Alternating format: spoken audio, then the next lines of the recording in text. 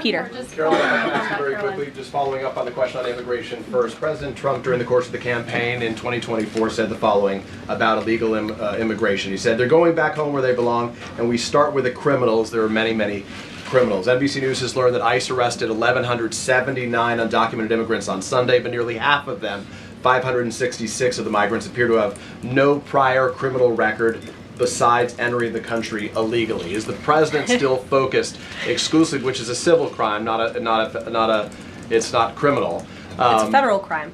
So I'm asking though, he said he was going to focus on those violent offenders first. So is violent offenders no longer the predicate for these people to be deported? The president has said countless times on the campaign trail, I've been with him at the rallies, I know you've been there covering them too, Peter, that he is focused on launching the largest mass deportation operation in American history of illegal criminals. And if you are an individual, a foreign national, who illegally enters the United States of America, you are, by definition, a criminal, and so therefore you are subject to deportation. I apologize for interrupting. So to be clear, it's not violent criminals do not receive precedence in terms of the deportations taking place. The president has also said two things can be true at the same time. We want to deport illegal criminals, illegal immigrants from this country, but the president has said that, of course, the illegal criminal drug dealers, the rapists, the murderers, the individuals who have committed heinous acts on the interior of our country and who have terrorized law-abiding American citizens, absolutely, those should be the priority of ICE, but that doesn't mean that the other illegal criminals who entered our nation's borders are off the table. Understood. Then let me ask you a separate question about the confusion that still exists across the country right now as it relates to the freeze or the pause as it's described.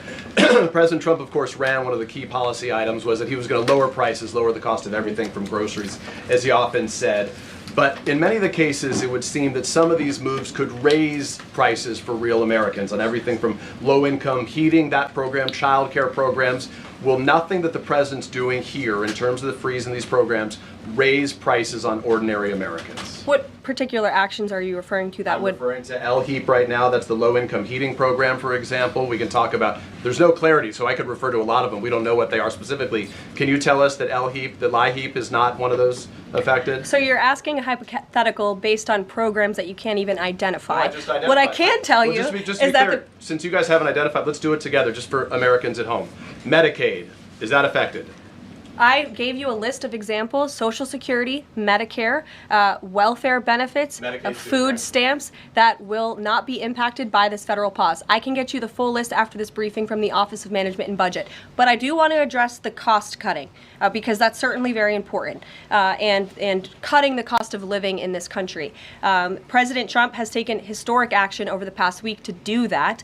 He actually signed a memorandum to deliver emergency price relief for American families, which took a number of actions. I can walk you through those. He also repealed many onerous Biden administration regulations. We know over the past 4 years, American households has been essentially taxed $55,000 in regulations from the previous administration. President Trump, with the swipe of his pen, rescinded those, which will ultimately put more money back in the pockets of the American people.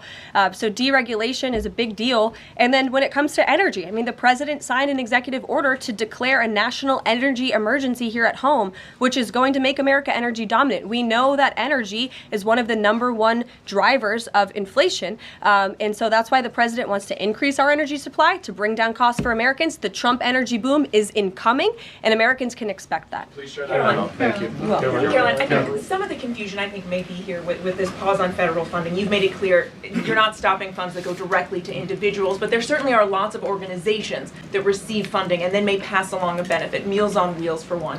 They provide meals for over 2.2 million seniors. What is the president's message to Americans out there, many of whom supported him and voted for him, who are concerned that this is going to impact them directly, even if, as you said, the funding isn't coming directly to their wallet? I have now been asked and answered this question 4 times. To individuals at home who receive direct assistance from the federal government, you will not be impacted by this federal freeze. In fact, OMB just sent out a memo to Capitol Hill with Q&A to clarify some of the questions and the answers that all of you are asking me right now. Again, direct assistance will not be impacted. I've been asked and answered about this OMB memo. There's many other topics of the day. Jackie Heinrich. But indirect assistance, Caroline, if it's going to another organization and then trickling down. direct assistance that is in the hands of the American people will not be impacted. Again, as I said to Peter, we will continue to provide that list as it comes to fruition. But OMB right now is focused on analyzing the federal government's spending, which is exactly what the American people elected President Trump to do. And one question on immigration, Caroline, on immigration. Of the 3,500 arrests ICE has made so far since President Trump came back into office, can you just tell us the numbers? How many have a criminal record versus those who are just in the country illegally? All of them, because they illegally broke our nation's laws and therefore they are criminals as far as this administration goes. I know the last administration didn't see it that way, so it's a big culture shift in our nation to view someone who breaks our immigration laws as a criminal, but that's exactly what they are. You may have kind of going with the worst first. They all have a criminal record? And welcome to the briefing If they room. broke our nation's laws, yes, they are criminal. Yes. Thank you. On stripping security details for figures like John Bolton, Pompeo, Brian Hook, Senator Tom Cotton said that he's seen the intelligence and the threat from Iran is real for anyone who played a role in the Soleimani strike. He voiced concern it wouldn't just impact those individuals, but potentially their family, innocent bystanders, friends, anyone who's near them when they're out in public. Is the president open to reconsidering his decision? The president was asked and answered this yesterday, and he was firm in his decision despite some of the comments that you had referenced. And he's made it very clear that he does not believe American taxpayers should fund security details for individuals who have served in the government for the rest of their lives. And there's nothing stopping these individuals that you mentioned from obtaining private security. That's where the president stands on it. I have no updates on that. Is there any concern that this decision might jeopardize the administration's ability to hire the best advisors for these kinds of positions in the future? No, in fact, I've talked to the Presidential Personnel Office who has told me directly that there is such an influx of resumes for this administration that it's incredibly overwhelming. There is no lack of talent for the Trump administration. Would he take any responsibility if anything happened to these people? Would he feel at all that his decision was a factor in that? The president was asked and answered this yesterday. I defer you to his comments. Caroline. Reagan, since you're in the back row, I hear you. The back row hasn't gotten much attention in the last 4 years, so I'm happy to answer your I question. can project. Does the president intend to permanently cut off funding to NGOs that are bringing illegal foreign nationals to the country, such as Catholic charities? I am actually quite certain that the president signed an executive order that did just that, and I can point you to that. One more, Caroline. President Trump issued an executive order on increased vetting for refugees in visa applications. Right. Part of that order was considering an outright ban for countries that have deficient screening processes.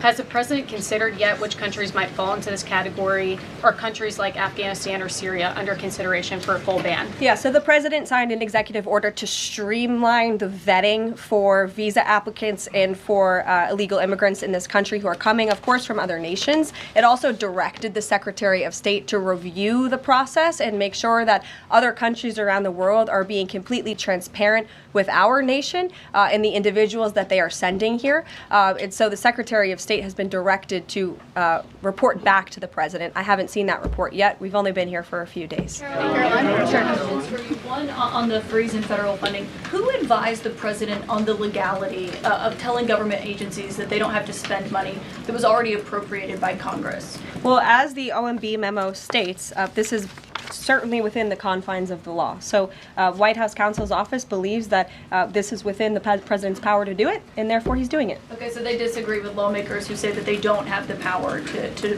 freeze this funding. Again, I would point you to the language in the memo that clearly states this is within the law. And all that happened on Friday night. The administration fired several inspectors general without giving Congress the 30-day legally required notification that they were being fired. I think only 2 were left at DHS and the DOJ. And then yesterday we saw several prosecutors, I believe 12, fired from the Justice Department who worked on the investigations into the president. As you know, they are career prosecutors, therefore they are afforded civil service protections. How is the administration deciding which laws to follow and which ones to ignore? So it is the belief of this White House and the White House counsel's office that the president was within his executive authority to do that. He is the executive of the executive branch, and therefore he has the power to fire anyone within the executive branch that he wishes to. There's also a case that went before the Supreme Court in 2020, Scala Law LLC versus the Customs, bureau protection. I would advise you to look at that case, and that's the legality that this White House was resting So on. you're confident that if they bring lawsuits against you, those prosecutors who were fired, that they will succeed? We will win in court. And yes. did he personally direct this, given they worked on the classified documents investigation and the election interference investigation? This was a memo that went out by the Presidential Personnel Office, and the president is the leader of this White House. So it did yes. come from him. Yes. it came from his Caroline? Sure. Thank you. Congrats on your first day behind the podium. Thank you. President Trump ended funding for UNRWA and also designated the Houthis a foreign terrorist organization. That's right. Both were decisions that the previous administration had reversed. So here's my question. Will there be an investigation into who gave the previous administration this terrible advice? Well, that's a very good point. I haven't heard discussions about such an investigation, but it wouldn't be a bad idea considering that the Houthis certainly are terrorists.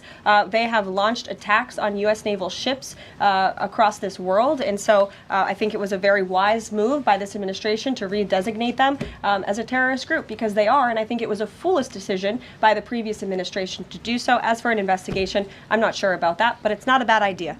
Josh. Thank you for the question. I appreciate it. Can you give us an update on the president's plans for his tariff agenda? He spoke a lot about this yesterday, and there's a couple of dates coming up that he's spoken to. Number one, February 1st, he's alluded to both the potential for tariffs for Canada and Mexico, but also China to take effect on those days. What's he thinking about that? Yeah. Should those countries expect that? Again, he was asked and answered this question this past weekend when he took a lot of questions from the press, and he said that the February 1st date for Canada and Mexico still holds. What about the China 10% tariff that he also had mused about last Tuesday going into effect on the same day? Yeah, the president has said that he is very much still considering that for February 1st. Separately, yesterday he talked also about sectoral tariffs on, for instance, pharmaceuticals as well as semiconductor computer chips. He talked about steel, aluminum, and copper. What's the timeline on those? Is that a similar sort of coming days thing? Or? Yeah, so when the president talked about that in his speech yesterday, that actually wasn't a new announcement. That was within a presidential memorandum that he signed in one of the first days here in the White House on his America First trade agenda. So there's more details on those tariffs in there. As far as a date, I don't have a specific date to read out to you, but the president is committed to implementing tariffs effectively, just like he did in his first term.